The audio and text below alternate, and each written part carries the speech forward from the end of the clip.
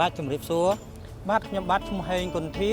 ជាជនមានពិការភាពភ្នែកទូនាទីរបស់ខ្ញុំបាទគឺអនុប្រធានសមាគមមន្ត្រីសំនៀងជនពិការពេលដែលខ្ញុំបាទចូលរួមក្នុងវេទិកានេះឃើញថាមានការយកចិត្តទុកដាក់ពីថ្នាក់ដឹកនាំជាពិសេសក្រសួងសង្គមគិច្ចអតីតយុទ្ធជននិងយុវនីតិសម្បទាដែលបានដូចផ្ដើមមានកម្មវិធីនេះឲ្យបងប្អូនជនដែលមានពិការភាពបានមកចូលរួមហើយឃើញថាគាត់មានអារម្មណ៍សប្បាយរីករាយផលិតផលឬក៏ការងារដែលខ្ញុំមានចំណាប់អារម្មណ៍គឺទី1ផលិតថ្នាំសម្រាប់បន្លែខាងកសិកម្មដែលបងប្អូនជនដែលមានពិការភាពគាត់ផលិតបានហើយយកមកសម្រាប់ដាំបន្លែបានហើយទី2គឺសិប្បកម្មដែលផលិតកែវដែលគាត់មានតាំងពីពោមកឃើញថាគាត់ជូនខ្ញុំមួយដែរឃើញថាគាត់អាច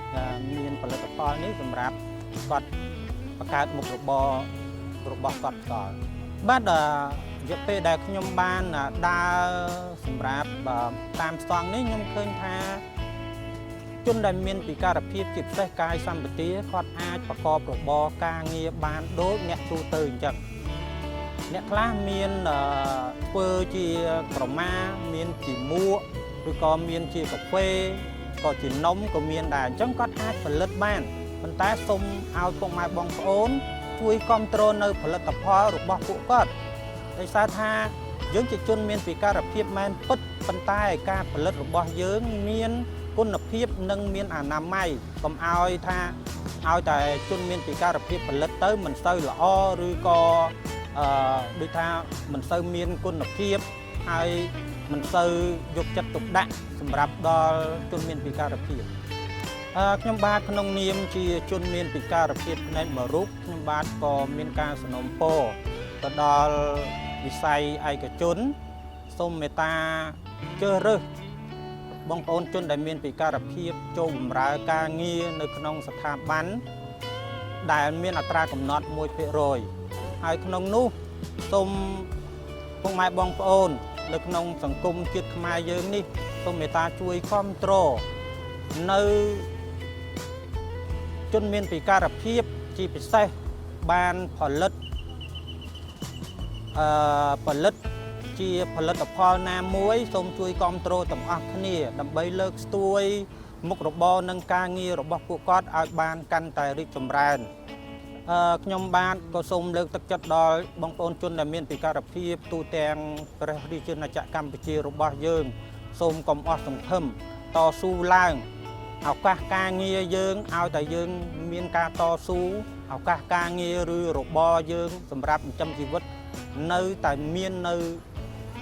មកដល់ពួកយើងនោះទេអញ្ចឹងសូមកុំអស់សង្ឃឹមអីតស៊ូឡើងទាំងអស់គ្នាចាជំរាបសួរបងខ្ញុំឈ្មោះផលម៉ាត់មកពី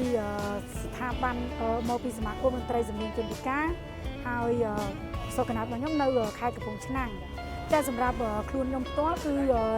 ខ្ញុំមានអារម្មណ៍ថាពេលដែលបានចូលស្ដាប់ឱកាសការងារដល់បងប្អូនជនមានពិការភាពសម្រាប់នឹងខ្លួនខ្ញុំផ្ទាល់ដែរគឺខ្ញុំសប្បាយចិត្តហើយឃើញមានស្តង់មានអីច្រើនមានដូចជាកម្មាដូចជាមួកដូចជាលក់ទឹកឃ្មុំទឹកអីហ្នឹងដែលសម្រាប់ផ្ដល់ឱកាសឲ្យការងារបងដែលជនពិការភ្នែកនិងពិការកាយសម្បទាមួយចំនួនដែលគាត់អាចទទួលយកឱកាសការងារនឹងបានគឺខ្ញុំគិតថាល្អសម្រាប់ខ្ញុំផ្ទាល់គឺបើខ្ញុំពិការភ្នែកគឺបើមុខរបរខ្ញុំពីមុនមកគឺខ្ញុំធ្វើម៉ាស្សាទេប៉ុន្តែខ្ញុំទទួលពីដើរមើលហ្នឹងទៅដើរស្ទាបទៅគឺឃើញឱកាសការងារដល់សម្រាប់បងជនពិការយើងច្រើនហើយដូចជាមួកដូចជាកម្មាដូចជាលក់ទឹកឃ្មុំលក់អីហ្នឹងគឺបងជនពិការភាពយើងអាចនឹងធ្វើបានសម្រាប់ថ្ងៃហ្នឹងគឺបន្ទាប់ពីខ្ញុំបានដើរបើខ្ញុំមើលអត់សូវឃើញហ្នឹងអញ្ចឹងខ្ញុំត្រូវស្ទាបខ្ញុំឃើញដូចជាមានមួកមានអីអញ្ចឹងហើយសម្រាប់ខ្ញុំគិតថាបងដែលជនពិការយើងធ្វើហើយបើឱកាសការងារពួកខ្ញុំហ្មងគឺម៉ាស្សាពីបងពិការភ្នែកគឺគាត់អាចធ្វើបានច្រើននិយាយទៅមិនអាចបានច្រើនគឺបានសឹងតែ100%តែម្ដងឲ្យតែគាត់យកចិត្តទុកដាក់នឹងការងារហ្នឹងតែបើបង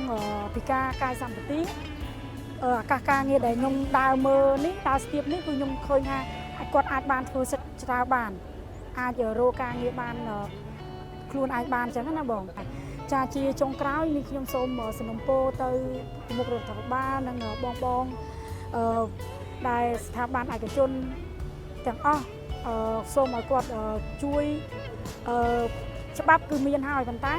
ចង់ឲ្យជួយបង្កើនច្បាប់និងបន្តទៀតដើម្បីលើកកម្ពស់និងជំរុញជនពិការភាពយើងទាំងអស់នៅក្នុងប្រទេសកម្ពុជាឲ្យតែងតែមានឱកាសការងារច្រើនហើយនឹងទទួលរកឱកាសការងារនិងចិញ្ចឹមជីវភាពក្រុមគ្រួសារខ្លួនគាត់និងសង្គមជាតិផ្សេងទៀតឲ្យបានច្រើនចា៎អរគុណ